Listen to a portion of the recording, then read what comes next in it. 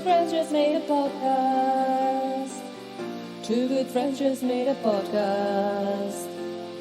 Two friends just made a podcast. It's called Culture Bucket. Two friends just made a podcast. Two good friends just made a podcast.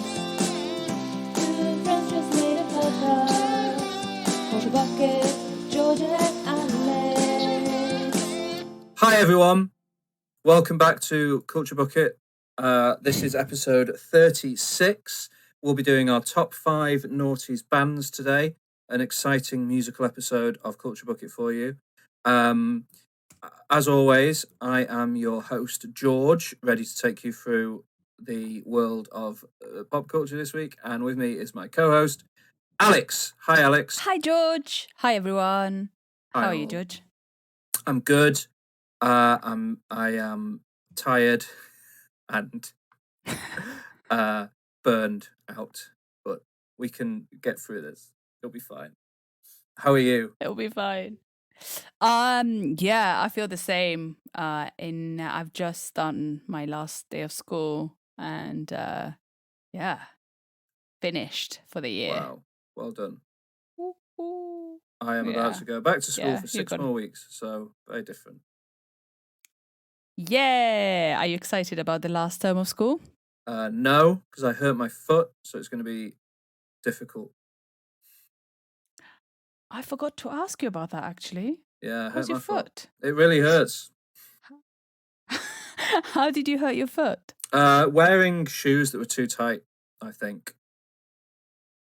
Okay. But I suddenly got this incredible and horrific pain on the top of my right foot that stopped me from sleeping for a couple of nights. And now it just kind of hurts generally and is difficult to walk around. So going back to work is going to be really good. Can't wait for that. But never So mind. you can't really walk. Can you not walk? I can walk, but it just is painful and I shouldn't walk too much. So I'm going to have to do most of my work sitting down, which I don't normally do. But Yeah. such is Well, such good is luck with that. life. Yeah. But I'm looking forward to today's top 5. It's going to be a good one. I've got some interesting bands, I think, to talk about. So, yeah, it'll be good. Same. Good. Yeah. But first, let's do what we always do and talk about our past week in culture in our culture catch-up section. Yeah? Yeah. This is Culture Catch-Up Time. This is where we talk about what we've watched, what we've read, what we've listened to, and probably some other stuff. Culture Catch-Up Time. So, I've got some music to talk about. A book. I read a book. That's unusual for me at the moment. Yeah. You read a book. And thanks for that. And some films as well. I was shocked and surprised. Good. What book was it? Well, you'll find out in a couple of minutes. But first, I've been listening to the new album, the second studio album from London-based post-punk revival, I think, band Black Midi released their second album, Cavalcade, a couple of weeks ago.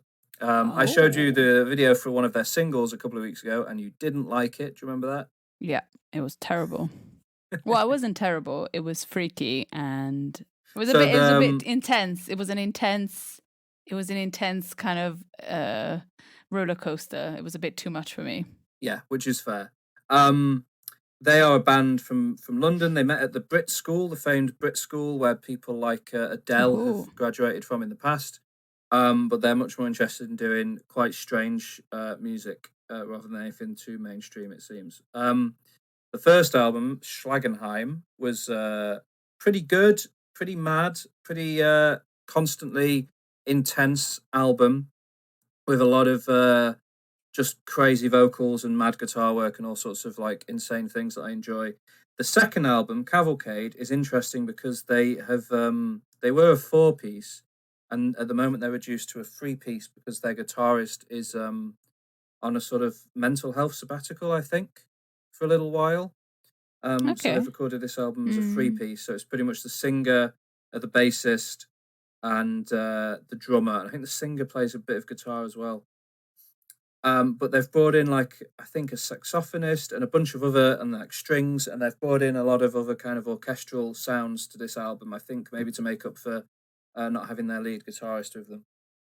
And it's resulted in a much more varied album than the first album. You've got really, really like that song I played you is kind of classic black midi. It's really aggressive and loud and like difficult melodies to kind of get to grips with sort of stuff. Then after that's the opening track, and then it segues immediately into like a kind of weird soft-spoken ballad, and then it will go back to more kind of traditional black midi stuff. There's like a post-rock song in the middle of it. It goes all over the place and explores a load of different sounds, almost in a jazzy kind of way, but the first album didn't, and it's kind of brilliant. I really, really like it a lot more than the first album. It's made me a true fan of theirs, which is good. So I'd recommend it. Cavalcade by Black Midi. The other album I've been listening to this week it only came out a couple of days ago, so it's a bit fresher in my or a bit earlier in my opinion of it, if you see what I mean. I've not quite had a chance to fully get to grips with it, but Wolf Alice, a band I talked about a few weeks ago of having discovered, released their third studio album, Blue Weekend, on the 4th of June, which was a couple of days ago as we were recording. And I've listened to it through quite a few times. It's received rave reviews from everyone. It's had like 5-star reviews from The Guardian, The Independent, The NME.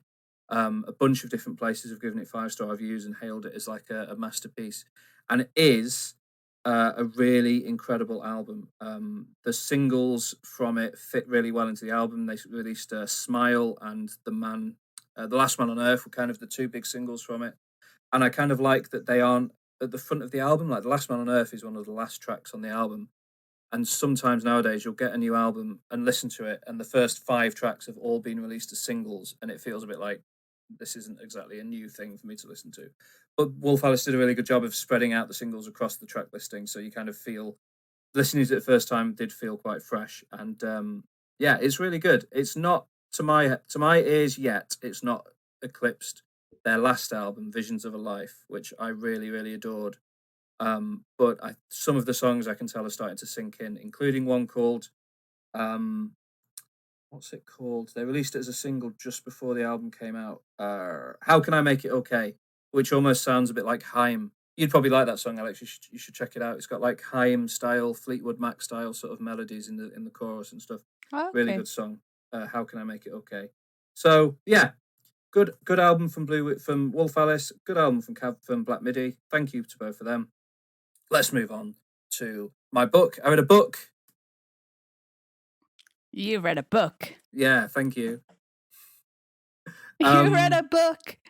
We should make a song. G read a book. Yeah. She read a book. Yeah. She read a book. Yeah. She read a book. Yeah. She read a book. Yeah. What book was it? She read a book. It was do a you book. Like it? Yes, I do like it a lot. It was a book by American author singer-songwriter. Grady. Sorry. No, American horror novelist Grady Hendrix, who released he released a book a few years ago that I've wanted to read for years that I still haven't read, called Horror Store, which is some kind of like story about a haunted IKEA or IKEA style shop, and it has loads of IKEA style illustrations in it. I really, really want to read it, but it's always out of stock when I look on Amazon and stuff. But I looked him up when I was looking for a book to read on my holiday last week, and that wasn't in stock, but another book was in stock called My Best Friend's Exorcism. And the review on the cover said it was like if Tina Fey had written The Exorcist, and that sold me as a concept. So I picked it up and gave it a go and read through it, and it is the story of it's set in the 1980s, and it is a sort of high school coming of age set story about a girl called Abby and her best friend Gretchen. And one night with some of her friends, they're hanging out in the woods. Gretchen goes missing all night. And when Abby finally finds her again, something isn't quite the same about Gretchen. She's changed. And then throughout the rest of the book, they sort of maybe start to discover that something maybe is possessing Gretchen, and something needs to be done about it. So hence the title, My Best Friend's Exorcism. It's all of the chapters are named after iconic 80s songs, like Don't You Forget About Me, for example, is one of the early chapters. And it's got a real kind of vein of pop culture references running through it, which I really enjoyed. The cover art in particular, if anyone wants to look it up, go on Amazon and look up the paperback cover art for My Best Friend's Exorcism. It is incredible. It looks so cool to have on like your bookshelf with stuff, which is nice. And it's really quite funny. It's very wittily written. It's a very easy read and kind of like what you want from a horror novel. You want it to be like in a Stephen King sense, quite easy to get through and quite fun to read. And it is, and it's a really fun time. My only criticism of it is probably when the kind of final act starts and they finally get round to the exorcism of the title. It's sort of a bit of an anticlimax, and it's all over sort of quicker than you'd like. And maybe that could have had a bit more focus in the book itself. But the lead up to it is a lot of fun. Some of the kind of crazy and evil things that happen and the girl gets up to on the path to being cured is quite good, quite interesting stuff. It's a classic exorcism tale, and feels like inevitably there's going to be a film of it. So get involved. Would you recommend? Would it be scary? Could I read it? Could it be scary? It's kind of, in part, it's maybe a bit creepy.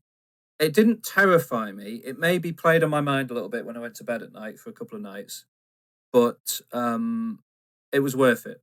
It was worth it. It's not the scariest thing I've ever read. I wouldn't recommend it because of its scariness. I'd recommend it because of its kind of quite campy, fun, coming of age high school stuff, all wrapped up with like a kind of demonic possession angle.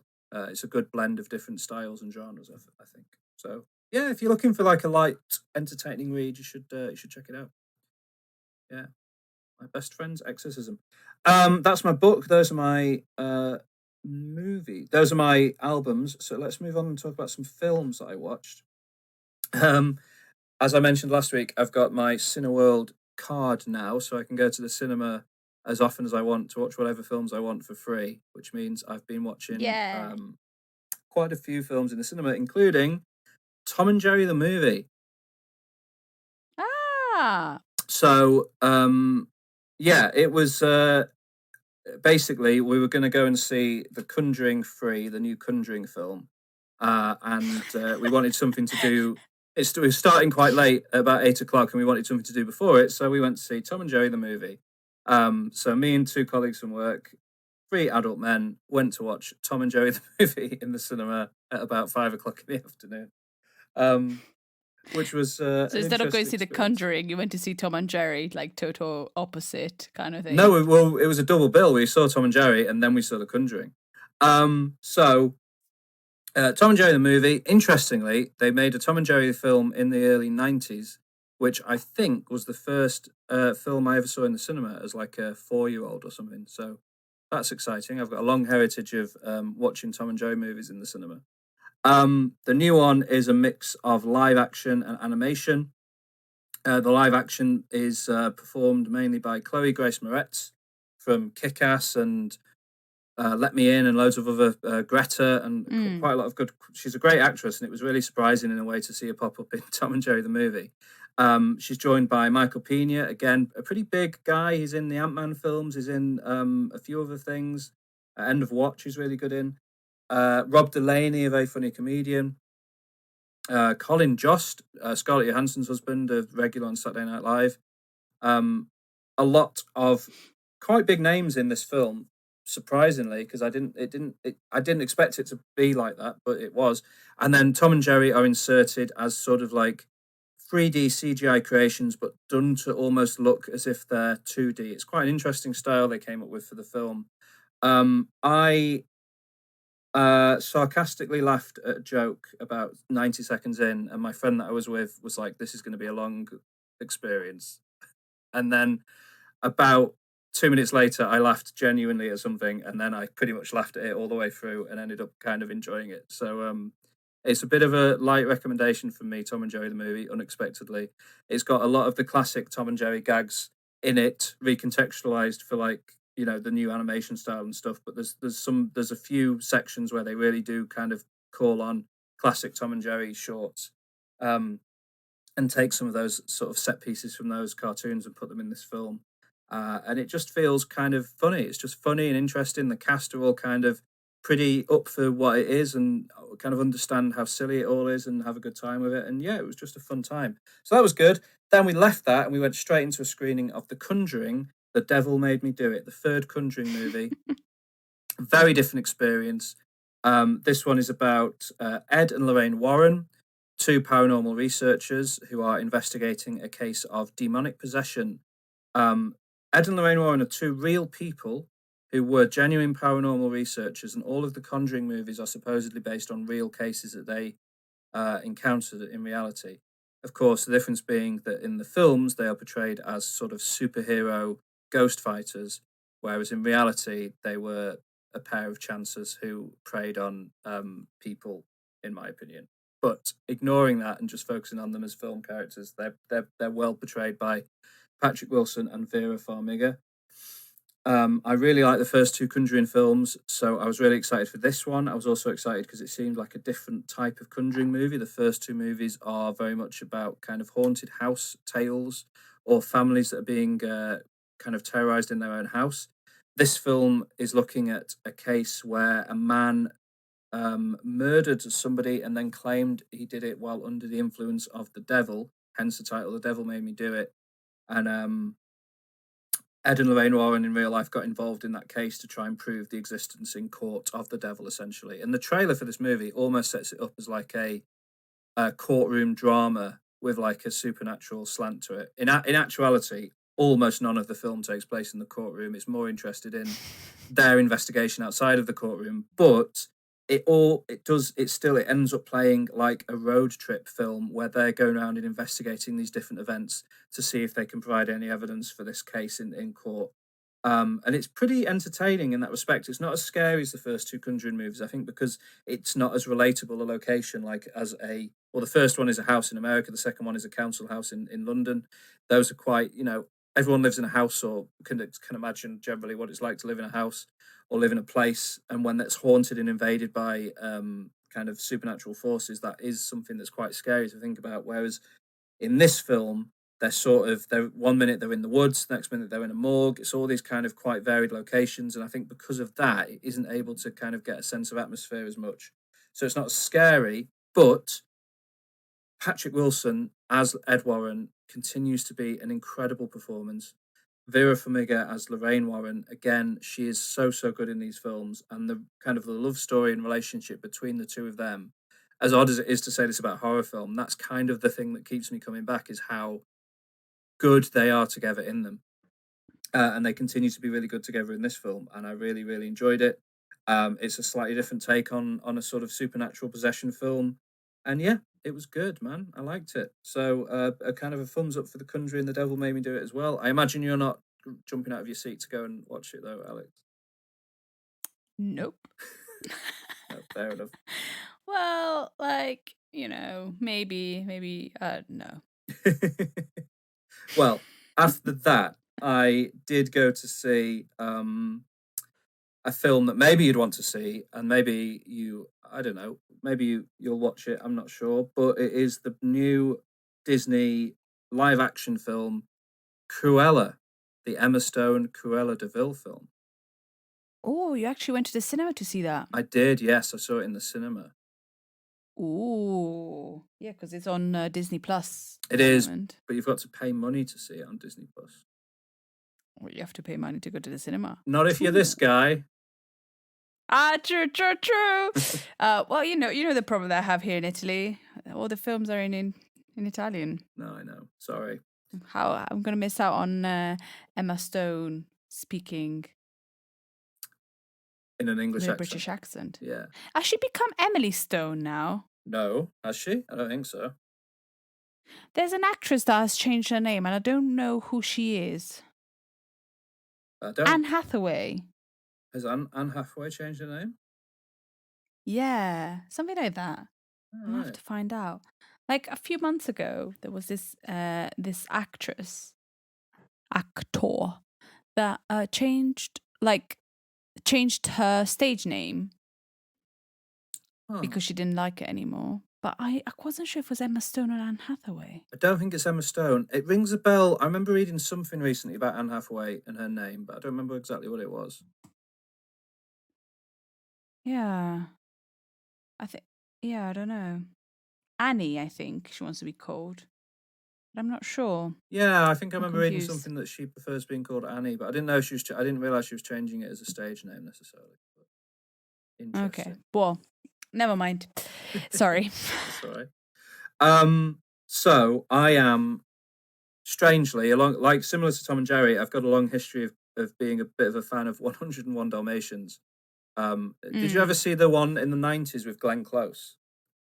Yeah. Yeah, I loved that film growing up. I don't quite know why. I loved it. Yeah, but I was obsessed with it. It's good. It was good, but it was pretty goofy. Like, it's kind of I didn't realize this until this week when I was looking it up.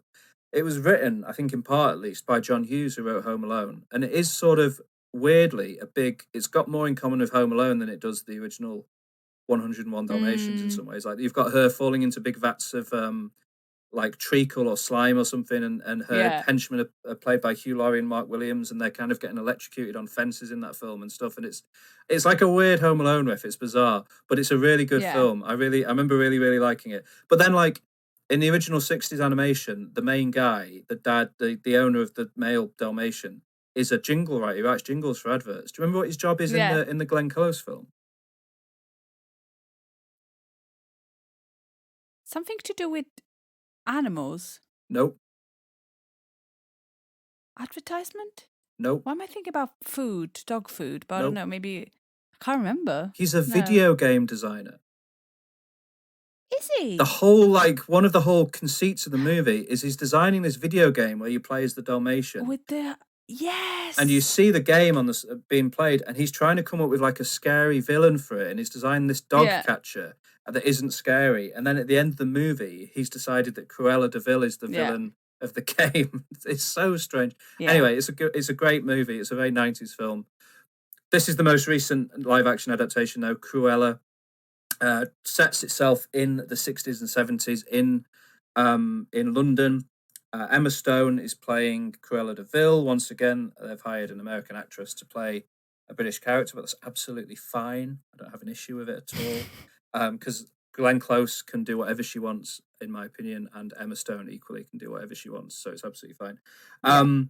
She plays Estella, the daughter of a woman who is struggling to raise Estella, who's got quite a mean streak in her at the start of the film. It opens with her as a child.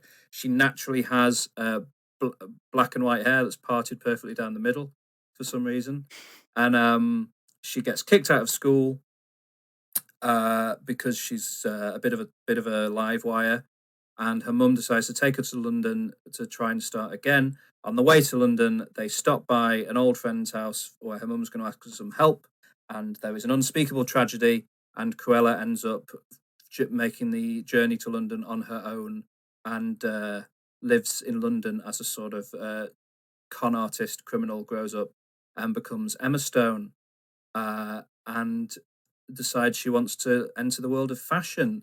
But the world of fashion is ruled with an iron fist by the Baroness, played perfectly by Emma Thompson. And the rest of the movie is basically a showdown between Estella, who at one point obviously rebrands herself as Cruella, and the Baroness. There's lots of twists and turns in the story. They've sort of pretty much written a pretty decent story for this film, actually. I went along with it and really enjoyed it. It very much sort of tries to be like, obviously this person wouldn't want to kill 100 dogs. Nobody would want to. It kind of like pretends that that's not a real thing, if you see what I mean. Like, it doesn't try to explain away how she would become somebody who would kill 100 dogs. It just goes, she's a misunderstood genius. She would obviously never kill a load of dogs. There's a bit where she jokes about wanting to make a coat out of dogs, and somebody goes, are you serious? And she goes, no, obviously I'd never do that. Like, it doesn't really want to admit that that's like, if you can go with that and just see it as its own thing, it's, you'll get more out of it, I think. But its most notable thing for me was the soundtrack. It's got, I think, 30 licensed songs on the soundtrack. And similar to Quentin Tarantino movies, I'm a real sucker for a licensed song being used in a film. Like Quentin Tarantino does it really well, but I kind of like it when any film does it. Like Guardians of the Galaxy does it, I like it there. Like licensed music being used for the soundtrack to films is a thing that I'm always going to enjoy, even when it's done badly. Cruella doesn't do it badly though, but it does it. It might not do it the best, but it does it the most. I don't think I've ever seen a film where basically every single scene in the film is soundtracked to a different recognizable song. And it kind of produces this amazing, like, constant release of pleasure, endorphins, whatever it is, where every scene you're like, I know this is a great song. And then and it kind of works. It's brilliant.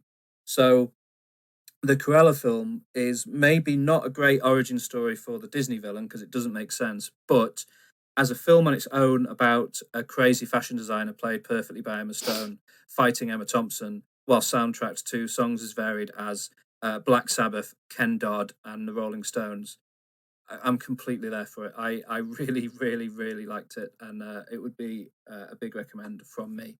So yeah, Cruella, go for it. Check it out, please. Check it out.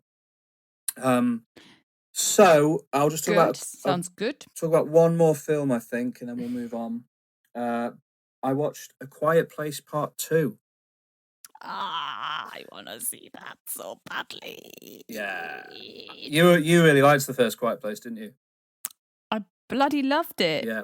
So, and I saw the other day. I saw what's her name? What is her name? Emily Blunt. Emily Blunt on Jimmy Kimmel, and I was just like, just stop teasing me. I want to see it. I can't watch it. Just don't talk about it. Don't talk about it, George. I refuse. Okay. I'm not going to spoil it for you. Okay. So I'm not going to talk about it too much, but it is, to my money, completely on par with the first film. It's the same level of quality as the first film. Emily Blunt is great in it. I want to get her name right because I think she's the best thing in the film. The daughter, Millicent Simmons, who plays Regan, the daughter, who is deaf in the film and deaf in real life, actually, is the best thing in the movie. She was the best thing in part 1. She's the best thing in part 2. She's incredible. The story picks up right where the last one left off. It's absolutely brilliant. It introduces a new character played by Cillian Murphy, who is perfect and wonderful. There's a lot of odd parallels to The Last of Us Part 2, which I'm just on board for because I love that game. And I don't know if it's just like synchronicity or what, but the two things kind of weirdly have a lot in common. And it's great. I absolutely loved it. I gave the first film 5 stars, and I had to give this one 5 stars as well because, to my mind, it equaled the first, which is an incredible achievement for a horror film sequel. That never happens. So, and some people probably wouldn't agree it happened this time, but I loved it and thought it was incredible and brilliant. So there we go. Very last film to mention. According to... Oh, sorry, go on. Well, according to in that interview I watched, according to Emily Blunt and Jimmy Kimmel, it was actually slightly better than the first one. Okay, that's fair. I mean, Emily Blunt's it's just weird that somebody could say that about a sequel. Usually, like, people just talk about the sequel and that's it. But if something can be good or better than the first one, I think you can only go up. No, you shouldn't go back. No, definitely. So if you have a sequel that is as good or better, that's amazing. It's an amazing achievement, especially for the kind of genre, because Yeah. I'd say it's not quite as tight. There's some not pacing issues, but there's some story beats that don't fully make sense if you think about them too hard. But it's balanced out by the characters continuing to be incredibly well written, and you really, really care about what happens to them, and you enjoy the journey with them. And I think that it works. It really works. In a similar way to in Jurassic Park, there's a sequence where a T-Rex breaks through a fence, and then moments later that same fence is shown to be over the edge of a cliff. And how could the T-Rex have broken through it if it was stood on where clearly we can see there's no land to stand on, if you see what I mean. But that plot hole isn't noticed by that many people because the film is so well done, it's so well paced, the characters are so engaging that you don't even notice the little plot holes like that. Because Jurassic Park is held up as one of the greatest kind of blockbuster films of all time. People never talk about the fact that it's the geography of that T-Rex scene literally is impossible because it doesn't matter because of the craftsmanship on display in terms of making that scene work. So for me, A Quiet Place Part 2 hits similar beats where there's some parts where you're like, I don't quite know if that would happen, but I'm going to go with it because it's just such a good ride. So, yeah, there we go.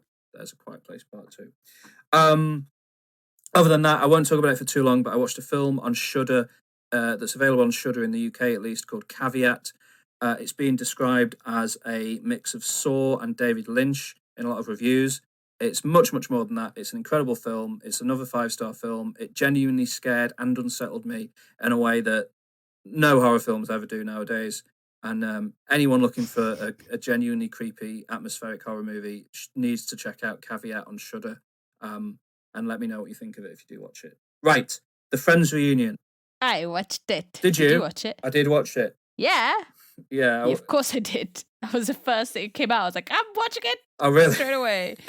I had stuff to do. I didn't care. I just watched it because I thought, I'll just watch it at the right time. I'll get a Saturday afternoon. No, I just had to watch it. Oh no, I definitely waited for like a Saturday afternoon and watched it. Quite leisurely. No, I couldn't. What did you think? I think that, well, first of all, It wasn't really a reunion. It was kind of like a. It felt weird because they said it was a reunion, but that's not a reunion. That's just kind of like a. I mean, it's big interview. Yeah, but I mean that's that. I mean, they reunited the cast. I think that's the. I mean, yeah. What would have made it a reunion? Yeah.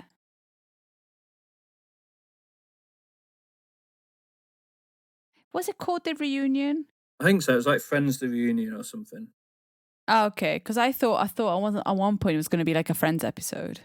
I think there was rumors that was what it was going to be, but it was never announced as being that. It was always announced as. Yeah. So I think they've said that they felt like the final episode of the show was too kind of gave the characters send-offs that were too perfect to Yeah, definitely. Ever risk kind of tarnishing it with a new episode. It's really weird. Like I don't know how I felt. I had it made me a little bit sad in a way. Like why? Like Matthew Perry looked like lost in a world of its own. Yeah, he didn't talk very much in it, did he? No. And it felt like I don't know, it just made me like I enjoyed it, but there were some bits that just felt really like awkward and sad and a little bit like, oh, that was kind of like the best time that we've ever had, and I don't know. I'll tell you one person who never felt awkward or sad in it and who I thought was brilliant and who I've seen far too many kind of snarky comments about since. Matt LeBlanc. Matt LeBlanc was the best. He's incredible. He was joke after joke. He was funny. He was reminiscing. He was being silly. I loved him in every moment of the show. Yeah, and also I think because I've seen too many people joking about his weight in it and stuff. I think he has genuinely, I think this is true, aged the best of all of them. Yeah, he's a bit. Absolutely. He's put a bit of weight on. He's in his 50s. If he wants to have like a beer belly in his 50s and grey hair, do that. Yeah. What's wrong with it? Also, like, at the moment, he's in a sitcom where he plays a dad. Yeah. And I think that's part of what he does. Yeah. And at the end of the day, he looks better than Matthew Perry. Yeah, because he looks happy. Unfortunately. Yeah. Because he's smiling when he's on, like, because he seems like he's just at peace with his place in the world. Good for him. Yeah. Yeah. Yeah. And that's the thing. They didn't seem like they were at peace with anything. I don't know. It just... like him and Matt LeBlanc and Lisa Kudrow were really fun in it. Yes, Lisa Kudrow as well. And they've always been my favorite characters anyway on Friends because I love their duo. They've always been the silly ones. Yeah. And like I remember Phoebe used to she was a silly character, but she talked about people being in past lives, but then she would go to Joey and say, no, you're new. You're brand new, so don't worry about it. And I just love that. And I think as people, they're still amazing and they're still really happy and fulfilled. But the rest of the cast kind of was a bit Yeah, like I enjoyed it. I cried because I loved Friends, and Friends was a massive part of my life. And in a way, it made me sad because it just feels like maybe they never moved on from there. A lot of the cast. Yeah, which is, I mean, but apparently, I don't know how true this is. I haven't vetted it, but somebody was telling me that they each earn about $20 million a year just from the fact it exists, from like rerun money. Yeah. So do they don't need to move on from it in a way. No. I wouldn't work ever again. Oh God, no. I guess in a way, being in such a massive show like that probably kind of makes you a little bit warped and away from the world in a way. And maybe that's why, Matthew Perry, I feel sorry saying that he looks not great because he had a drug addiction. And he's a man who's had a hard life. He has, exactly. So it's sad. I don't want to be like, oh, he looked bad, but it was sad to see him like that because, he was a great character and a great person, and in a way, they couldn't. There's a season in Friends where it finishes, and then where Chandler asks Monica to marry him. And the next season, and he's a normal weight, and the next season he comes back and he's really, really gaunt and he looks pretty sick. And I think that's when his addiction or his relapse started. And like I know it was such a great show, but I wonder if seeing somebody suffering like that, would you not take a big break from doing and help the person out? I don't know, because like you could see that he was suffering. I don't know why they would carry on a show when there's somebody that's clearly, well, it's difficult because a lot of there's more than just the 6 of them involved in it. It's the livelihoods of about 100 people probably on the cast and crew. Yeah. And he's responsible. I don't know. It's a tough one. Yeah, but I enjoyed. There were some bits that were fun, and it was interesting the thing about David Schwimmer and Jennifer Aniston actually fancying each other. Okay. I thought that was sweet. It was interesting. I thought that was sweet. I liked that more than I didn't need to see people all over the world being like, "Oh, I watched Friends when I was upset," and all of that stuff was a waste of my time, in my opinion. I don't need to know that Malala is a fan of Friends. That's of no value to me. You're so, oh my God, come on. It wasn't a perfect so thing. Bitter. There was bits. No, I'm not bitter. There was bits in it that I didn't like. That's all. Do you not have a show that helped you in your times of need? Yeah, and that's for me to, that's exactly. my own, for me to know about. Yeah, but maybe, I don't know. I thought that was pretty sweet.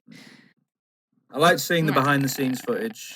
Some of the behind-the-sceene footage on there was good. The bloopers were hilarious. The bit where he kept falling over when he was walking through, and yeah. And I didn't like the fashion show bit. I thought that was stupid. All of James Corden was the worst. That was the worst part of it, actually, was James Corden being involved in it. You're just a hater, though. I'm a hater. He's a terrible. He's an awful person, and like everyone in Britain agrees with me. So. Why is he an awful person? What has he done that's so awful? He's just an arrogant, unpleasant, unfunny, bad, terrible man, and I don't like him. How do you know these things? Because I've seen him in like interviews and stuff over the years. And I've heard he's just a kind of an arrogant, full of himself. He's even admitted that he used to be like that. Well, he used to be, but now he seems like a nice guy. Oh yeah, now he drives. Now he pretends to drive celebrities around in cars and sings their songs and gets paid a fortune for it. Good for him. What? I don't like him. I'm allowed to not like James Corden. I know, but I know, but I don't know. It seems pretty vanilla to me. And he's the voice of Peter Rabbit. How dare he do that? He's got a nice voice. Like, I don't know, like those TV show hosts like Jimmy Fallon and James Corden, and they're just all vanilla. They're just like entertaining vanilla. Maybe they're nothing really. I'm not a big fan of chat shows. be honest. But never mind. It's fine. Ultimately, the Friends reunion was okay.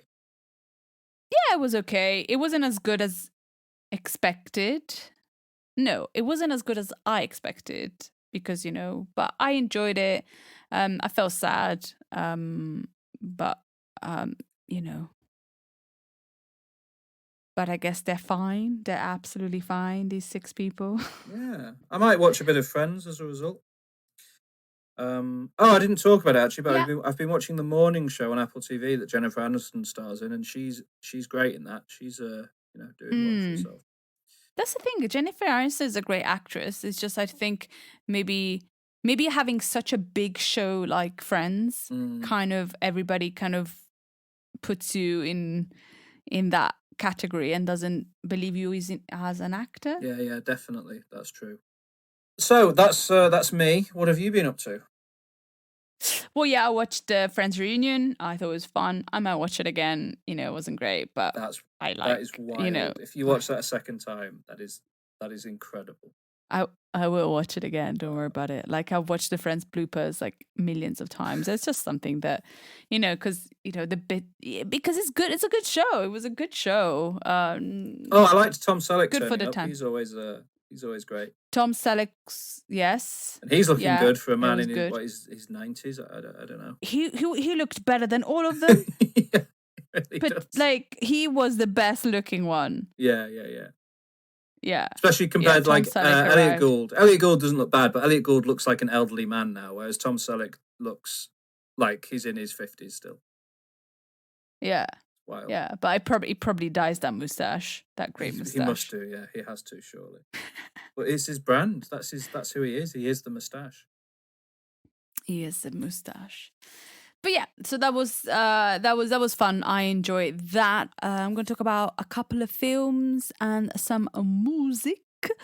So one of our friends from Japan and also listeners, Jonna, if you're listening, hello. How are you? After listening to our top 5 Coen Brothers films and listening to me talking about Fargo, she recommended a film to watch, which is called Kumiko, the Treasure Hunter.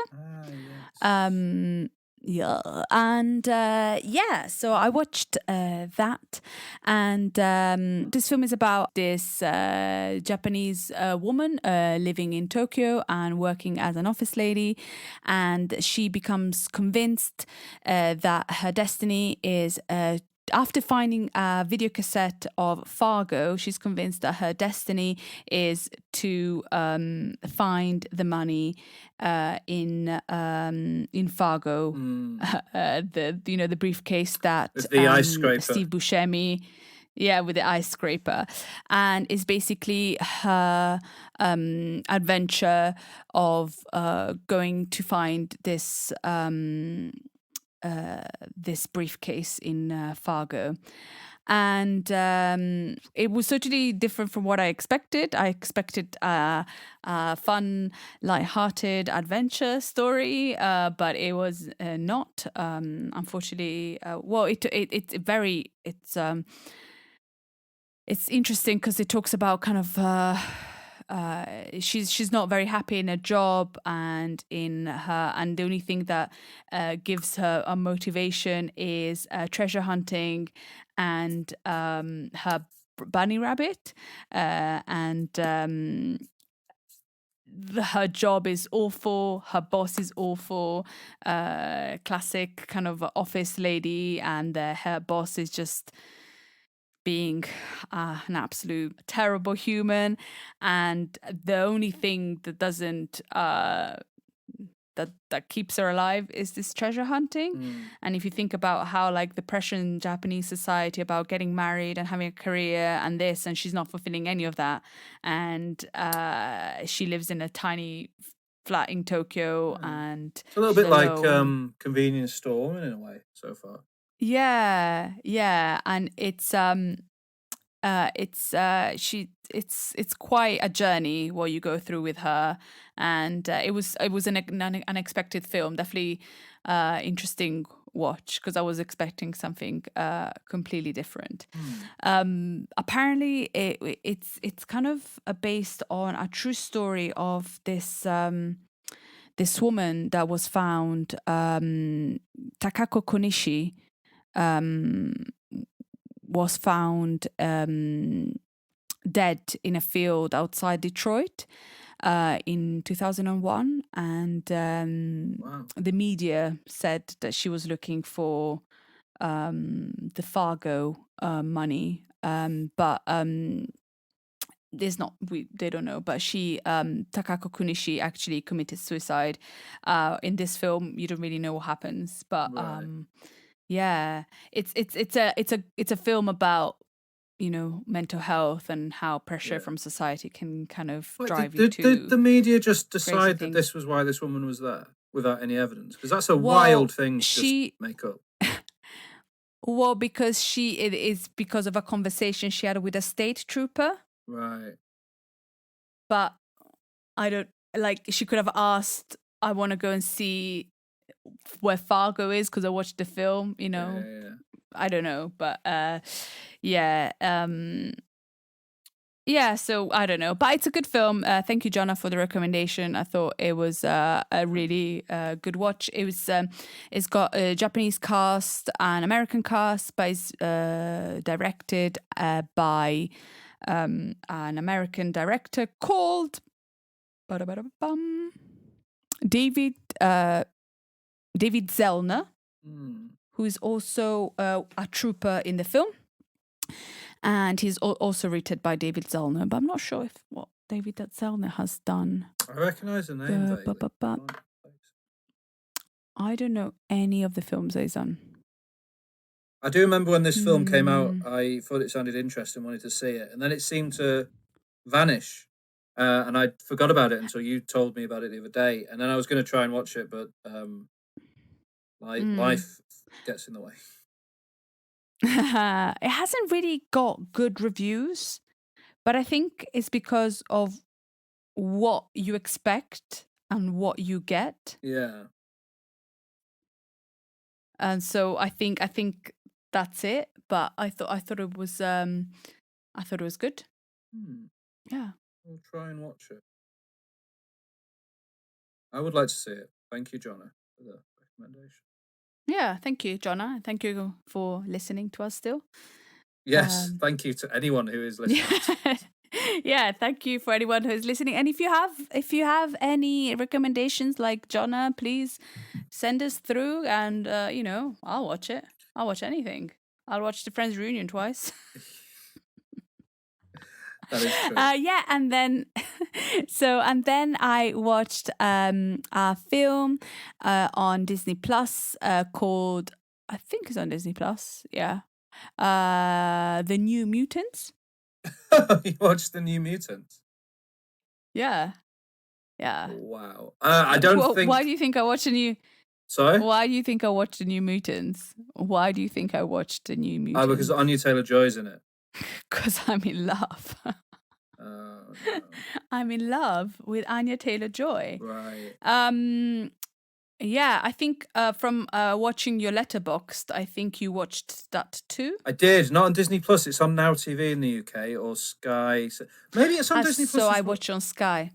No, I watched it on Sky. Yeah, I watched it on Sky, not on Disney Plus. But Disney do have. It's just because when I was reading about it, it was talking about Disney, because I think, you know, Disney has got the rights of everything, hasn't it? Yeah, but there was a weird contractual thing with the New Mutants specifically, and it ended up having to go to Sky Movies after it was in the cinema, I think. But I think it will end up on Disney Plus if it's not there already. Anyway, tell me about the New Mutants, Alex. So the New Mutants is a film. Starring, it's got a good cast: Maisie Williams from Game of Thrones, Anya Taylor-Joy,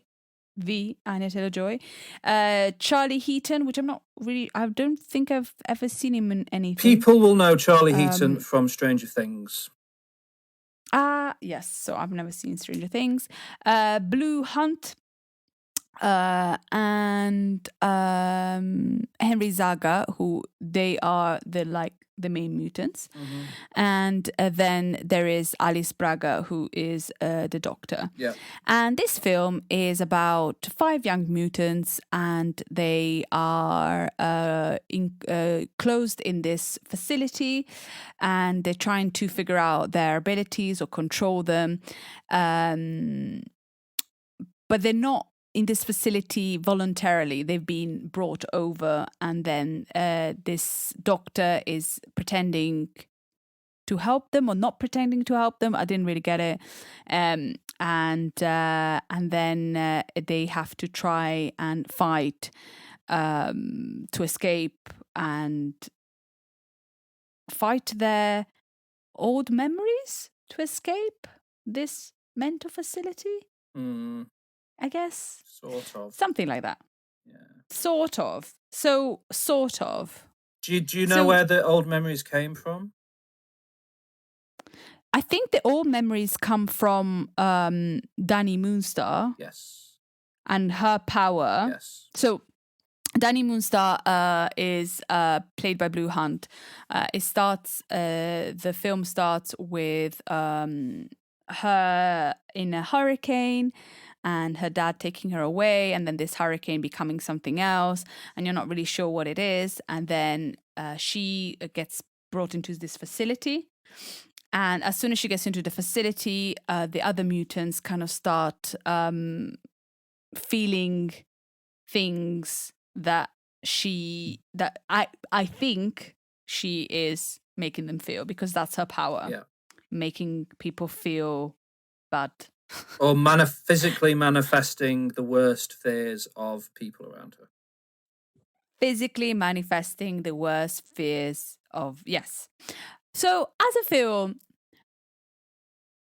I didn't mind it, actually. Like, I was hoping to be a little bit more scary. I was expecting, because I think the trailer was scarier than the actual film. Definitely. So I thought, okay, I'm going to watch a nice, good, scary film about some stuff that is not really real, so it's not going to bother me too much. And it had some scary moments.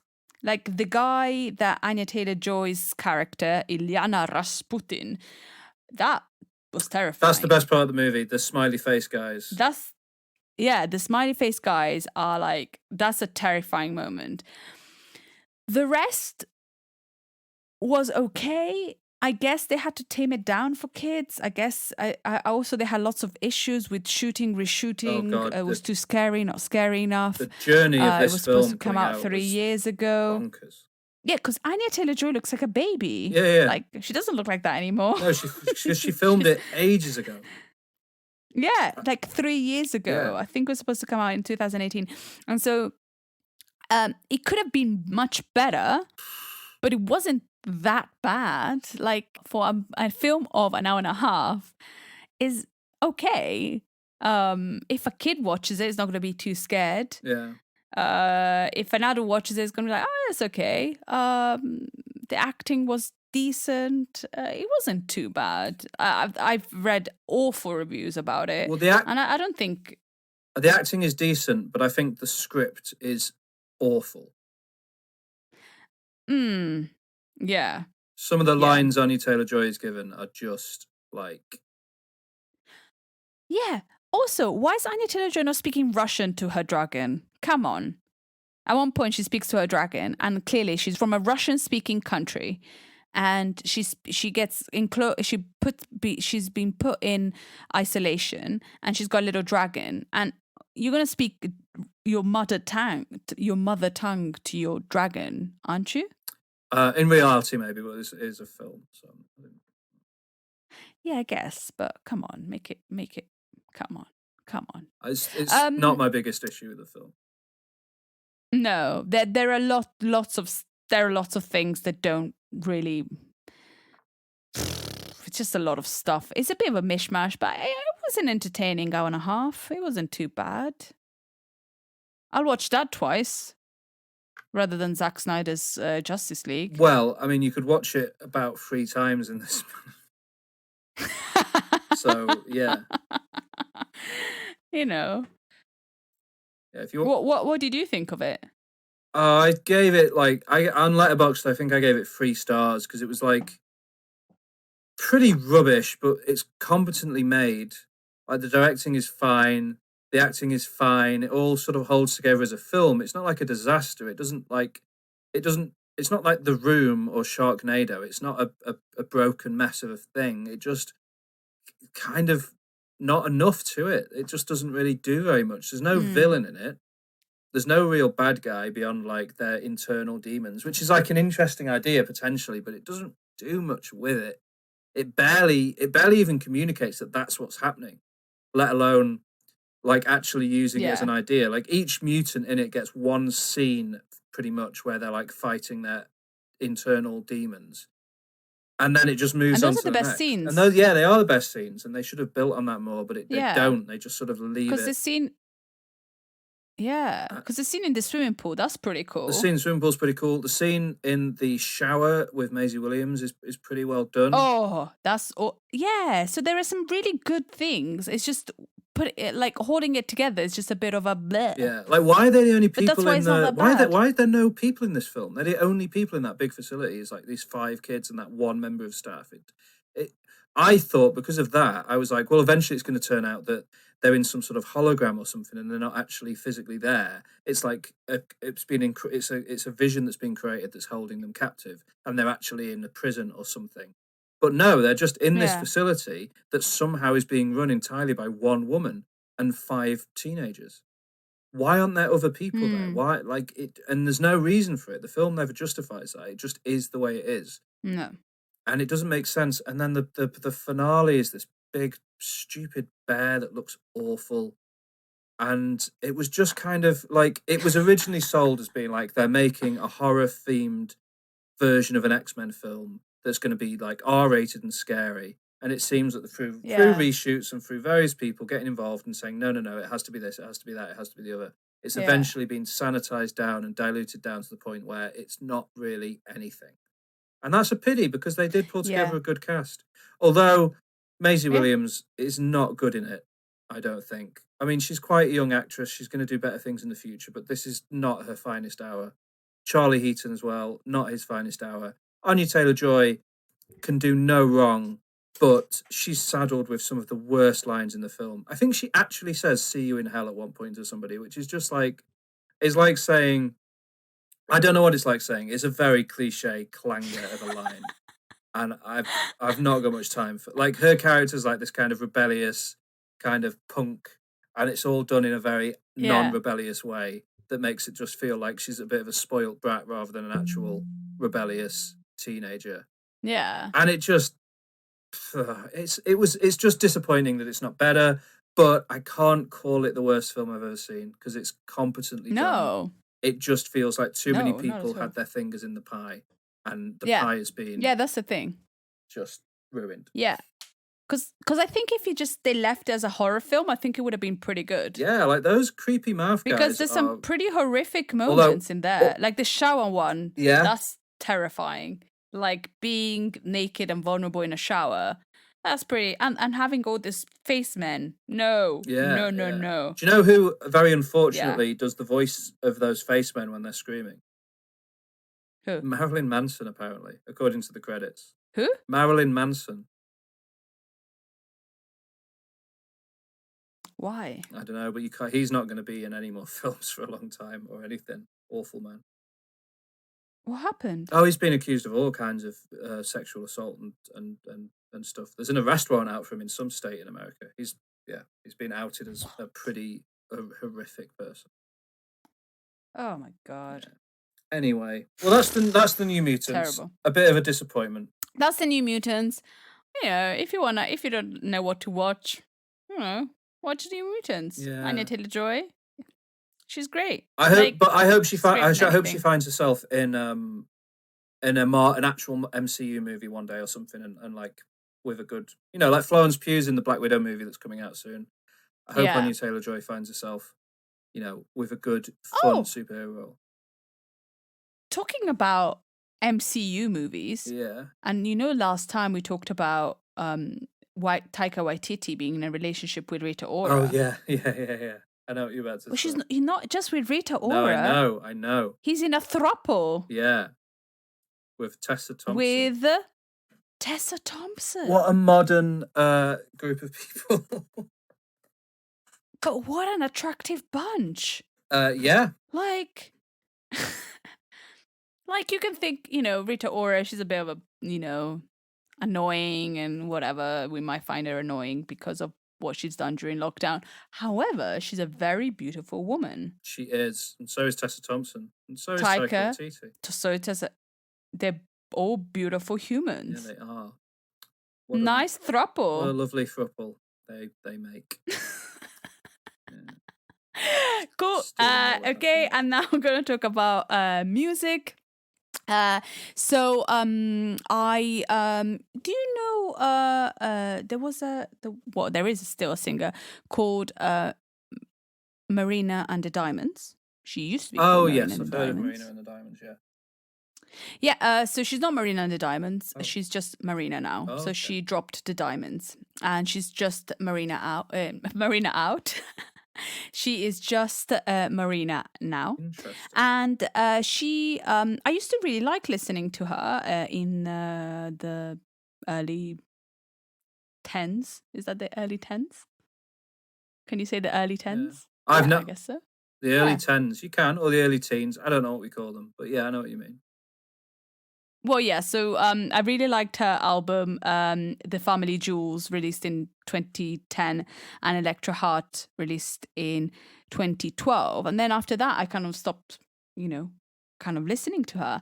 And she just released a few, and she didn't release an album, but she released singles, and the album should arrive soon. I think the album is going to be released in a few days, actually. But I only listened to the singles, and they're great. They're really good singles. But then I realized that I had never listened to Love Plus Fear, which is her album from 2019. Oh. And so I thought, well, instead of waiting until the 11th of June, I'll listen to her album, Love and Fear. And it's I first of all, I love her voice. She's got a really, really interesting and unique voice. It's very like low and beautiful, and it's kind of a different genre from usual, and it's the album is divided in two parts, and one part is love and one part is fear, and something about psychology saying that we are kind of ruled just by these two feelings, like either love or fear, and everything that comes from love is good and everything that comes from fear is bad. But it's good. It kind of explores being a woman and being famous, and I know it's a really good album, and I would definitely recommend listening to it before her new album should be coming out on the 11th of June, and I think she's a great artist, and it's a really, really good album, and same kind of style but a little bit different. And I don't know, she dropped the diamonds and she's just Marina just because maybe she wanted to be, I don't know, a new era of her life. Did she lose the diamonds? She did lose the diamonds. Is she insured? I don't know. It's like, they were quite expensive. Maybe it cost a little bit. Yeah, I guess so. Ha! I don't know. But yeah, really good album. God. Really good album, and I really enjoyed it. And then Spotify says, and I listen section of the podcast. I should do a jingle. Spotify says, Alex listens. Do you ever do that? It does. Or do you just listen to what you like? No, I honestly never ever do that. But I'm glad that you do, because it produces interesting results. Yeah, I could like recommend people their new favorite band. Yeah, definitely. I might as well, but just through different research methods. So bitter today. I'm not bitter. It does mean that you often recommend artists that don't have Wikipedia pages, which makes it tricky when I write the show notes, but it's fine. These guys have a Wikipedia page because they've been around for a very long time. Oh, good. That makes me happy. I'm sorry. I'm sorry. Fine. But it's good to like explore different things and, get to know different bands and have an eclectic taste, no? Yeah, but maybe you could write their Wikipedia page in future, so I've got something to link to when that happens. I can't write. You that's your thing. I'm behind the scenes. I do all the rest. You do the writing, man. Yeah. Okay. It's always been like that since we've known each other. You've always done my writing. I've always sent you texts. Is this okay? And you say, no, this is not. So it's fine. Yeah, that's fair. Yeah. Okay, who have you listened to? That's how we work. I don't know what I contributed to your life, but you contribute the writing to my life. Joy.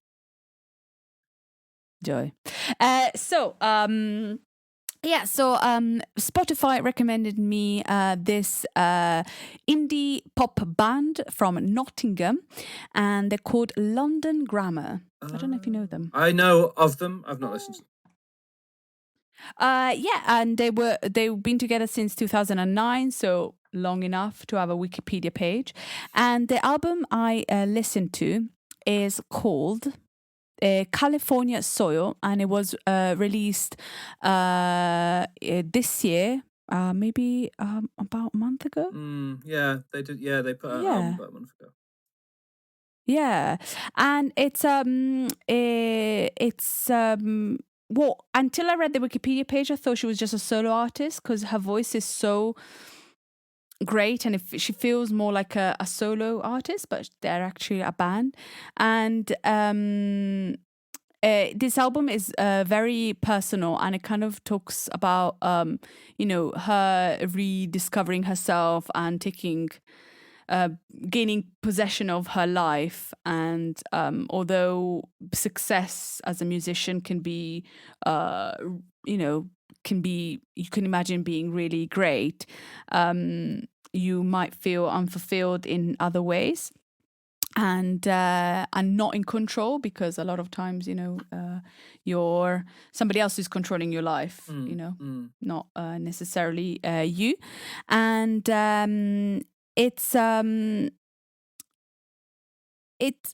interesting album because there's some songs that really stick out, and there's some songs that you just kind of like I listened to this album quite a lot recently, and it's just when you have those albums where you know this, let's say there are 12 tracks and you definitely know 4, and the others you kind of go, is this the right album? Yeah. And that kind of is the feeling of the album. And I really like it, but you kind of need to get really into it to enjoy it. I think it's a good album, but it's maybe not as memorable as others I've listened to. But I really enjoyed it. It's a good listen. If you want to listen to something new, you might enjoy London Grammar. Yes, I think please. they're good. Sounds good. Yeah, and that's it for my culture catch-up this week. Sounds good. Some good stuff there. Thank you very much for sharing it. Oh, you're welcome. Yeah.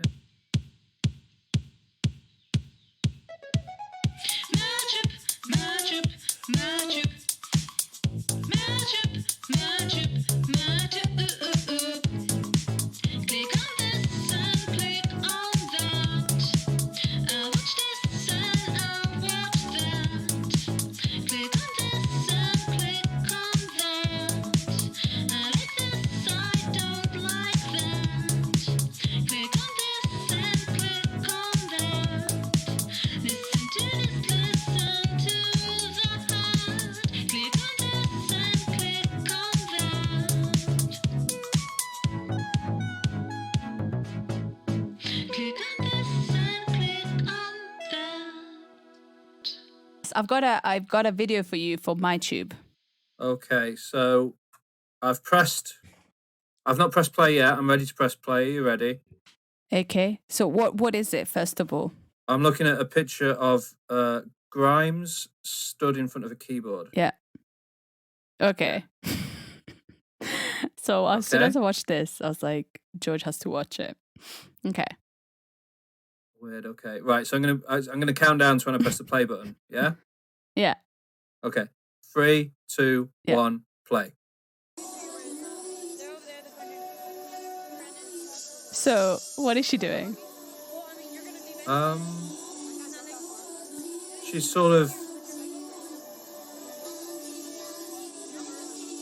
sort of doing a sort of a dance with her. Oh, she's sampling herself, and then yeah, but it is a total mess, isn't it? It's pretty weird. Oh, now she's swinging her arm around. I think I know this song. But whatever it's doing is like totally random. Like it's like me pressing a lot of buttons and go, this is the song. Yeah? Yeah, I guess, yeah. Yeah? She's very into it. I don't know. What do you think now? It's good. I know this song. I like this song. Yeah, she's sort of, She's bizarre, isn't she? But from all that chaos at the beginning, then she's got this song, and you go, how on earth did you manage to do what you've just done? And it's a really good song. Beauty from chaos. It's true, isn't it? Now the stage has been invaded. She's definitely feels like she's right on the edge of not holding it together the whole time. It's the kind of gig I would enjoy a lot. Yeah, I was like, I would like to see Grimes live now. Because she's just she was pressing buttons, and then it was a noise, and then suddenly it becomes like a really good song. It's quite the fringe she's got there as well. Yeah, that's the video. It's cool. No, it's good. I like her. I do like her music a lot. She's a frustrating personality, but her music is great. I can't argue against it. Can I send you a video? Of course. You might have seen it. Just have a look. Tell me if you've already seen it. We'll just skip it. Okay. Yes. I've seen it, and I can't wait to watch it. Yeah. I'm excited as well. So, yeah, George sent me a trailer of a new film that's going to come out Last Night in Soho directed by Edgar Wright. Yeah. I'm so excited. Yeah, me too. I'm so excited. Looks amazing. Yeah. Anya is in it. And I don't know her name though. She's from Jojo Rabbit. Mackenzie Davis, I think she's called. From Jojo Rabbit. Yeah. She's a great actress. Very excited. As well, so. No, she's not called Mackenzie Davis. Yeah. She's called Thomasin McKenzie. Perfect. Thomasin McKenzie. Great. Yeah, she's great. Mackenzie Davis is great as well, but she's not in this film. And yeah. When is this film going to come out? I think it's September or something. So a few months, but it'll. But yeah, I'm very excited. Yeah, me too. Did you see the Eternals trailer? No. I'll watch that. Shall we check that out? Let me find that for you.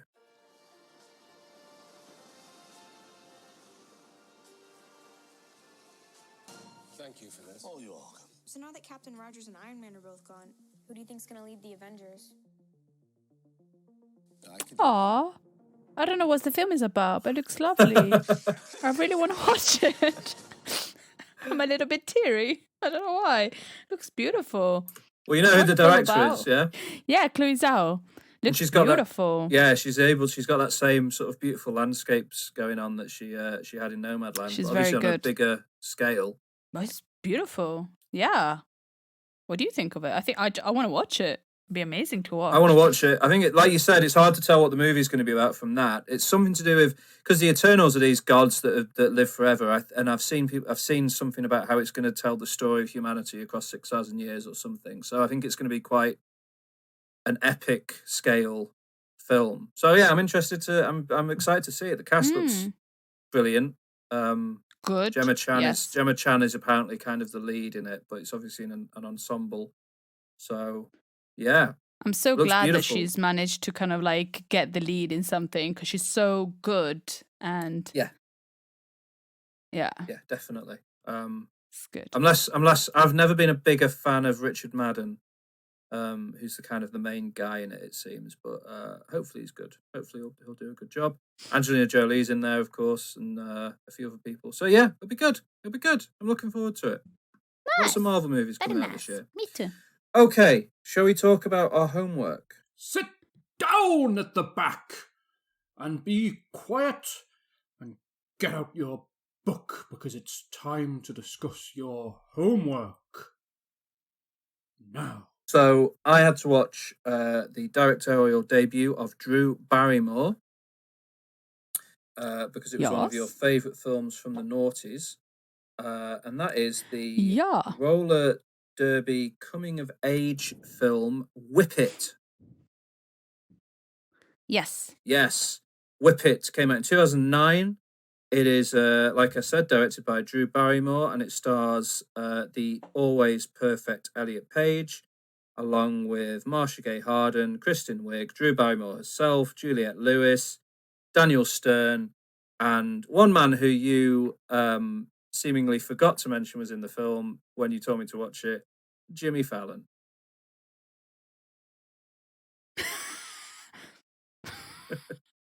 But never mind. Did it disturb you? It upset me a bit, but it's fine. I got through it. What? Come on, poor guy. So, and Alia Shawkat's in it as well. She's so good. So yeah, it is. It's a film about a teenage girl played by Elliot Page, called Bliss Cavender, who is being forced by her mum, it seems, to participate in beauty pageants when she's not. Her heart isn't really in it, and she also works part-time in a diner with her best friend, Pash, played by Ali Shawkat. And one day she loves indie music as well. It becomes quite clear. She loves kind of alternative music. The entire movie is soundtracked to like alternative and indie music. It opens with like a Kings of Leon song and kind of continues from there. And she's in a sort of alternative shop with her mum, who's much more buttoned up than she is, buying some shoes. And she sees some people skating and leave a poster for a roller derby match. And she is intrigued and convinces her friend to drive her to see what it's all about. They watch it. She falls in love with it immediately.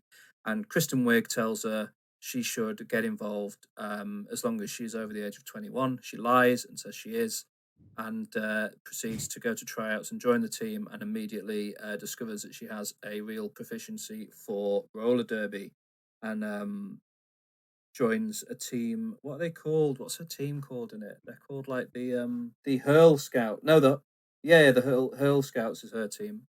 Yeah. With Kristen Wiig, Drew Barrymore, Zoe Bell is on that team as well. And she joins them, and they start to improve thanks to her incredible skills at roller derby. They go up against a few other teams, including the main rivals, the Holy Rollers, who are led by Juliette Lewis. And obviously, at a certain point, the fact that she's the wrong age, the fact that her parents don't want her to do it, all of these things end up coming into play and putting roadblocks in the way of her achieving her dreams of just playing roller derby because she loves it. And that's kind of the film. It's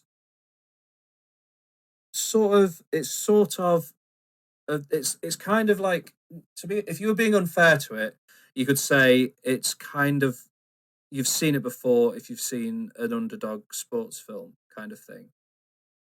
Yeah. Because it's not breaking the mold in that. Incredible films. Yeah, and I like those kinds of films. But I think it's definitely like an amazing example of that. First of all, it's directed by a woman. It's about a women-led sport. And there's not enough movies really focused on, women in sport for certain. So that's something that's really positive about it. And then Drew Barrymore just directs it with love. She loves the subject matter. She loves that she's making the film, and you can tell in just about every shot of the movie that she's just loving what she's doing. She's loving being there, and she's got together a cast who are having a really fun time. And it's one of those movies that ends with sort of bloopers and outtakes showing the filming process, and everyone's just laughing and having a brilliant time and loving it. And it seemed like it was a great movie to make, and it resulted in a tone and an atmosphere in the film itself that's exactly what you want for this kind of movie. And it's great. Marcia Gay Harden, we talk about her a lot. For some reason, she always comes up, and she's brilliant in this as the mum. Daniel Stern from Home Alone, who I've not seen anything for ages, is really, really good as her dad.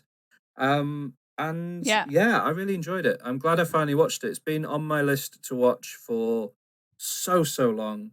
Ever since it came out, I was a bit like, oh, I really like Elliot Page. I really like, I guess I like coming of age films. I like stuff like that. I like the kind of the trailer made it look good, and I just never got around to watching it. So I'm really glad I finally did.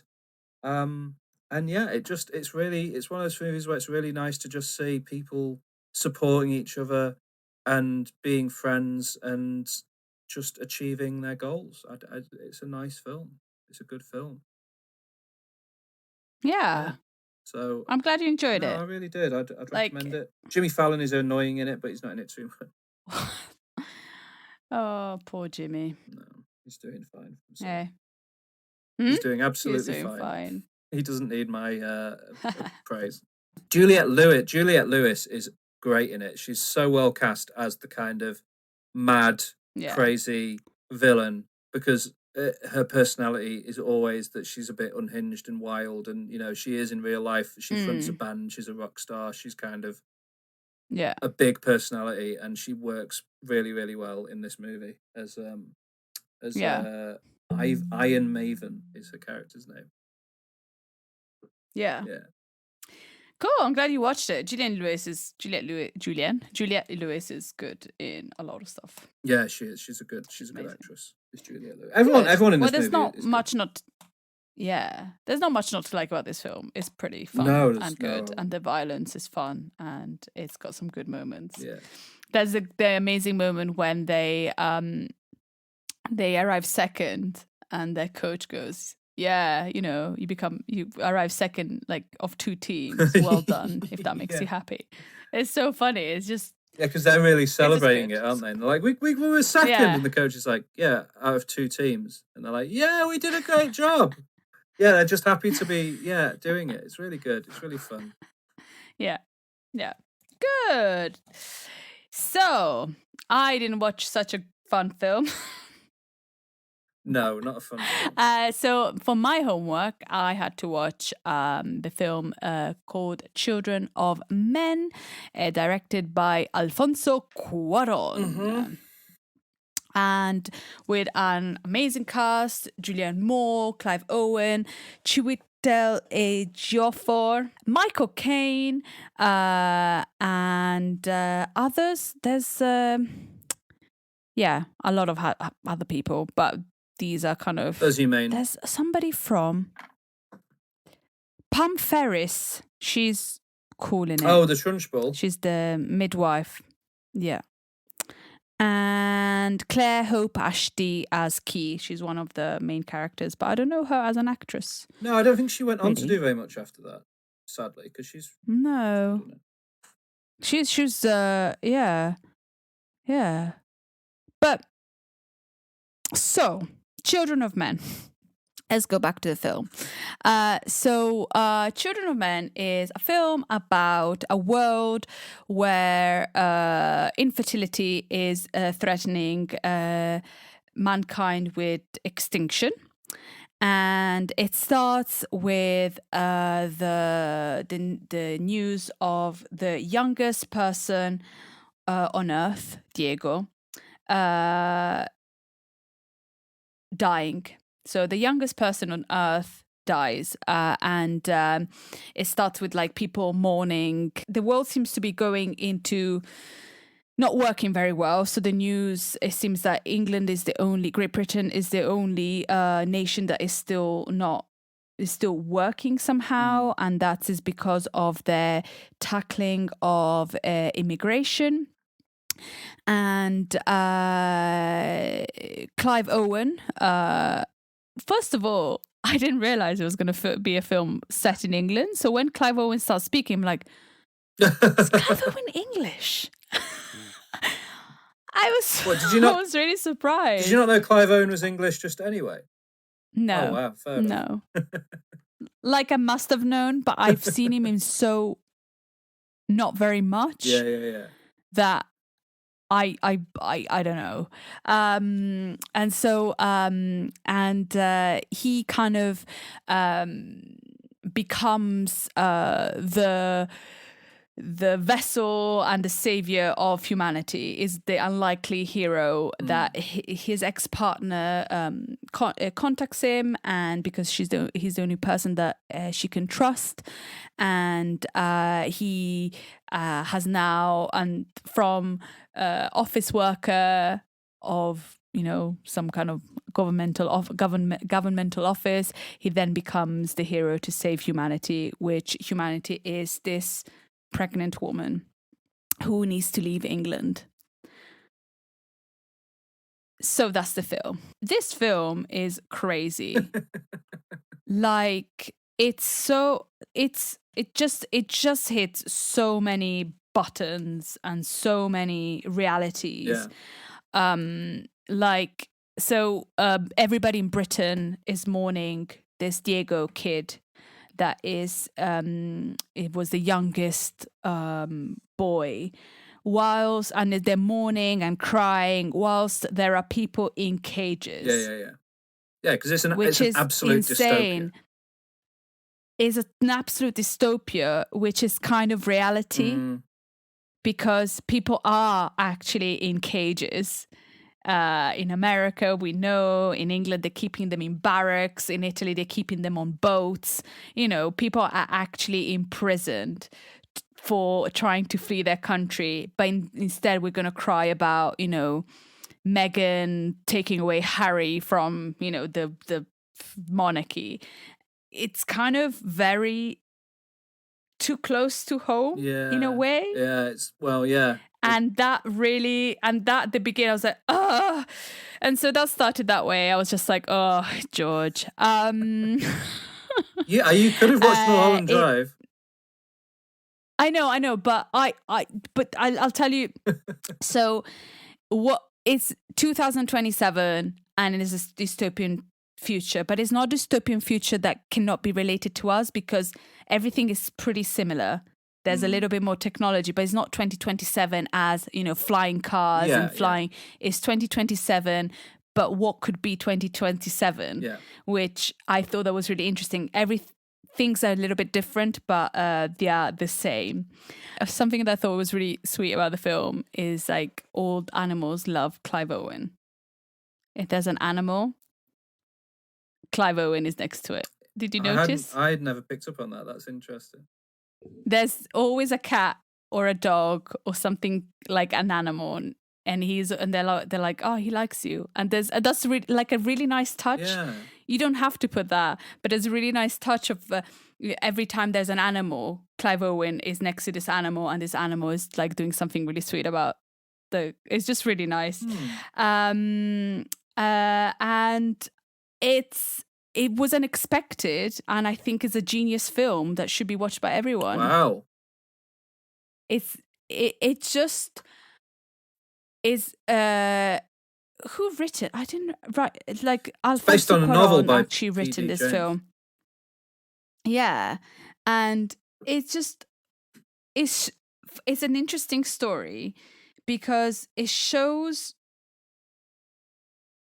the injustices of the world, why people leave their countries to come to your country because they're escaping wars and they're escaping persecution. And it's like all, and it shows how you would have to explain, try to escape England. Like, what if this happened in England? Yeah. It just seems that all the bad things that happened because of like Western colonization have come back in England, and that's how it is. I just thought it was such an interesting concept, but so real. It was made in 2009, and now, you know, we're still talking about illegal immigrants coming over, closing borders, putting them in cages, and this was made 12 years ago, or even more, and it's so actual and current, and it shows the disgustingness of people not realizing why you would get on a boat and risk your life to get to safety. And Clive Owen does that, and in the end he gets the person they're supposed to get to in safety. No, it came out in 2006. In 2006. And I don't know how accurate it is, but the novel came out in 1992. Yeah. And it's still relevant to today. It's still but it's more relevant because we have people that are disgusting, that treat immigrants in a horrible way, and they say we have to we can't have migration, and with Brexit, you know, closing the borders to everyone. Why? The wars have been created by us, but haven't they? Mm-hmm. So, sorry, sometimes I get a little bit. What do you think of Alfonso Cuarón's direction? Because there's some like long single shots. Like there's a sequence in a car early on. Perfect. There's a sequence in a car where they're just doing their thing, and it's like, oh wow, and everybody's happy, and you realize that, you know, there was something between Julianne Moore and you know, like they were actual love, and then you're gonna pop, and then you see something in the corner of the camera, and it's like, oh, we're not gonna make it. And you go, what? I had to rewind that bit. I had to watch it twice because I thought it was brilliant filmmaking. You just see a ball of fire coming from the right side, and you're gonna make it. And then it comes, and then it's just perfect. I loved this film. I think it's amazing. It's sad when she dies, you go, what? You don't expect it. When Marika, the woman that saves them, pushes them away from the boat, and so that they could go in the sea, and she stays, and he goes, oh, Marika, come with us. And she said, I was bawling. I was like, Marika, get on the boat. Get on the boat, Marika. And she doesn't. Mm-hmm. She doesn't get on the boat. And I thought it was so... It's a genius film. Yeah. I'm sorry. It's perfect. It's exactly... It is just if what we have done to the East and to all these countries have come back to British soil, and everything that's happening over there is happening here. Think about it. And that's my recommendation for the week. Watch Children of Men. Oh. It's amazing. I was blown away by it. Good. I'm glad. I really was. And even Clive Owen, who I for me is like the vanilla guy. Yeah, he's an actor that a lot of people don't like. And I'll always give him a bit of credit for the fact that he's in this film, and he's good in it. He the film sort of happens around him a lot, I think, but he does a good job. Yeah, and I liked he's kind of vanilla, but it works. What's required, and the scenes where he's just trying, when they're bombing and he's trying to like get through this thing, and the camera follows him, and you go, oh my, how is he gonna do it? But it's just perfect because he's perfect. He's well cast as an ordinary man that's drawn into an extraordinary situation. Yeah. Michael Caine is amazing. One of the scenes he's in made me so sad. Oh, I don't know. It's so unexpected, and what's right, what's wrong. Oh, no, George, it was really good. Good. I'm glad. Yeah. I'm glad you liked it. Yeah, and I would recommend it 100%. Watch it. Love everyone. Stop being... No, that's good, because it's too much, because it came out, and I remember it's a brilliant film, and it just didn't get the recognition it deserved at the time. Well, it can't, can it? It's too true. Yeah, that's probably it, actually. It can't get recognition because it shows how what on earth are we fighting for? Because at the end of the day, when the one of the amazing scenes is like when there's all the bombing, and then they've realized as a kid, and it goes silent, and you go, what you're doing is completely useless and no, what you're doing is completely pointless. Bombing each other, fighting for something that is pointless. Yeah. Because the moment you realize that there's one kid and you stop, that means that whatever you've done until now is pointless. And until you get to that realization, I don't know. I'm so glad I watched it. I would have not given it 1 second of thought. No, a lot of people Because don't. it's Clive Owen. I'm sorry, Clive. You're great in this film. I don't know why I've got such low expectations. Yeah, but I don't even know what films he's in. He's just in a lot of. He's not brilliant, but like the posters for it were just like the posters for it were rubbish. Like it was badly sold. Yeah. Anyway, good film. So I don't want to sell it badly. Watch Children of Men. 5, 4, 3, 2, 1. Our top 5.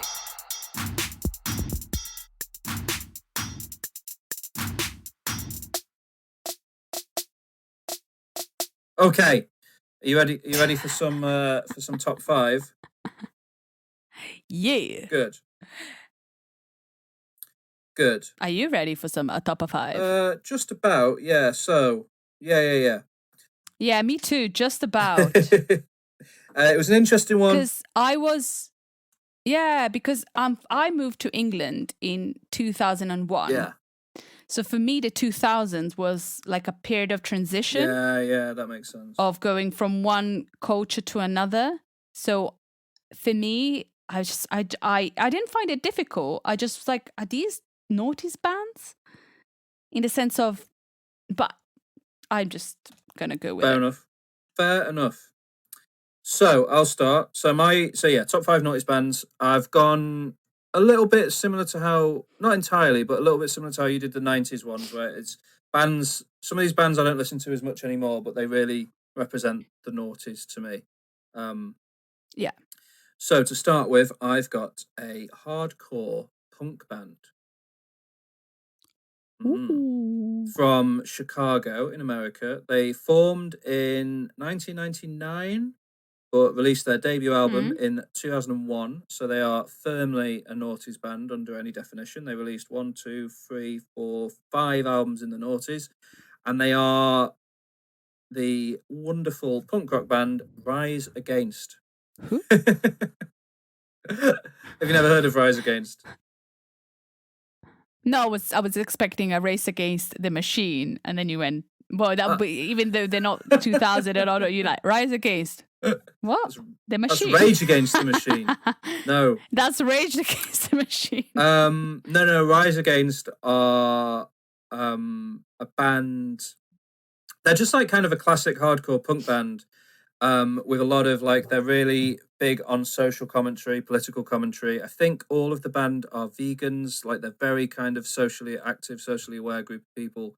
What I like about them, because a lot of hardcore punk bands, especially of that era, the vocals would be entirely like screaming the entire time, and for me, that's not necessarily my favorite thing. I like a bit of it, but not completely.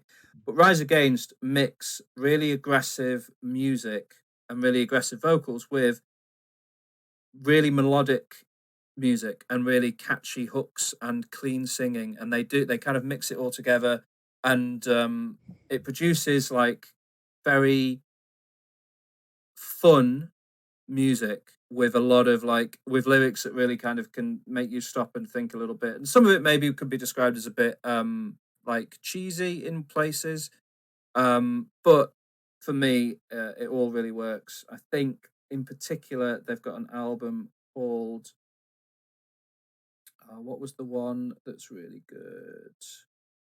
Oh, my phone would take this when it's broken. Siren Song of the Counterculture was their kind of breakthrough album, and there's a song on there called Give It All, which is really good. They've got a song on there called Swing Life Away. And then what I really like about them is they end up doing quite often, they'll have like one really acousticy, cleanly sung song on each album. And in particular, they've got on an album called Appeal to Reason, they've got a song called Hero of War, which is a really, heart on the sleeve song about PTSD and going to war, coming home from a war like the Iraq War, being hailed as a hero by people in your hometown, but then knowing that you committed atrocities, or having to live with maybe the awful things that happened or that you did in the war, while people around you are just want to call you a hero and not have any discussions about kind of the more complex nature of war. So, a lot of their songs deal with issues like that or various different things. And it's just great music. They're really proficient, talented musicians. Their lyrics are really, really good and really kind of heartfelt and socially conscious, like I said. And I love them. Rise Against, they're a really good band. They have become, in recent years, their more recent albums, it's a bit like, you've done this already kind of thing. Like, they've continued to put music out and it's a bit diminishing returns nowadays, in my opinion. But their output from the noughties in particular, Siren Song of the Counterculture, The Sufferer and the Witness, Appeal to Reason and Endgame, like those 4 albums all in a row were excellent. So yeah, Rise Against, that's my number 5 spot. You haven't heard of them, but you should check them out. I will, maybe. What's your number 5? My number 5. My number 5 is noughties, late 90s noughties duo. Okay. They released more albums in the noughties. That's fine, we can live with that. And I feel like they definitely were like a noughties band. And they are French electronic music duo. Daft Punk. Daft Punk, nice. Yeah. So Daft Punk are they're like incredible DJs. They're really creative with their music. I started listening to them from their second album, Discovery, and what I loved about their album is it was kind of like a visual album as well. So if you watched, if you had MTV, you would see the story of the songs from it was like a kind of a Japanese anime, and every song had a little cartoon with it, and it was like you kind of went through the story. So you had the video with the song, and they're amazing. They're really great. They're unique, and their first album was released in 1997. Great album, but I got into them with their second album, Discovery, and they're great. They're iconic. They only released 4 albums and 1 soundtrack, and they did the entire soundtrack for the Tron Legacy in 2010. The only good thing about that movie. Is it? That movie's rubbish. Oh, yeah. But their soundtrack's great. Yeah. Yeah. Yeah, and a characteristic of Daft Punk is that you don't never see their faces. They wear these helmets, and I don't know, they're just great. I loved listening to them, and they're great. They were innovative at the time. I think the first time I heard them was from the Around the World video. Did you see the Around the World video where they just go up the stairs? Yeah, I think so. And then go around the stairs. Yes. So they kind of so they're not just like a music band. They're like artists, like they're musical artists, and I think they're amazing, and I love them. Yeah, I don't listen to much electronic Yeah. music, but I love Daft Punk. I think they cross boundaries a lot in terms of like they appeal to people who aren't just fans of electronic music. They appeal to like everyone, really. I think, or everyone with an open mind, at least. Yeah. Sorry, Dad. Not your No, dad. probably definitely not my dad, but never mind. Who's your number 4? My number 4 is a band. I doubt you will have heard of them. They are a 8-piece band from Birmingham in England, and their music, according to Wikipedia, is a mix of jazz, lounge, psychedelia, two-tone pop, and punk. They are a band called Misty's Big Adventure. I don't know. No, they formed apparently in 1996, but their first album I think was self-released in 2003, 2004, 2005, 2006. So they released most of their albums in the noughties. They were, because I've discussed this before, I didn't really do music until I was about 18 when I started getting into it. And Misty's Big Adventure were the first band I ever saw live. And then I think they were, for a while, the band I'd seen live the most times because they were quite small. They used to do tours all the time, and I went to see them quite often in the noughties when they were really active. They were pretty cool live. They had do you know the Happy Mondays have Bez? Yeah. Who doesn't really do much in the band, but when they are performing live, he kind of dances with his maracas and things. Yeah. Yeah. The Misty's Big Adventure have got a guy who they call the Erotic Volvo, and he has his face painted blue, and then the entire rest of his body is covered in a big red blanket. Okay. With blue rubber gloves attached all over it, so he looks like he's made of hands, but essentially. And when they're playing, he dances to all the songs and goes down into the audience and dances around with everyone. And it's a pretty weird. He's an odd guy, and I remember years ago on their social media pages, there was like a week where they were kept being like, has anyone seen the Erotic Volvo? We've lost him. We've genuinely lost him. He disappeared after our last gig. And eventually they were like, we found him. He'd like gone to get a kebab and got lost. It was just, they were a very peculiar band. And their music is strange. Like the first album I listened to of theirs is called, I think The Black Hole. And like some of the songs like Smart Guys Wear Ties, Elevator, Escalator, Stairs, like it's pretty odd, silly music, but it's really, really fun, and I really, really like it. But it never, like, they've never been like well known by anyone. And I haven't listened to them much in a while, but they're still sort of going. They're still putting music out. The lead singer is called Grandmaster Gareth, and he's always updating on what they're doing. And yeah, they're just this interesting, strange, weird thing that kind of just, if you've heard of them, you've heard of them. If you've not heard of them, you never will hear of them, kind of thing.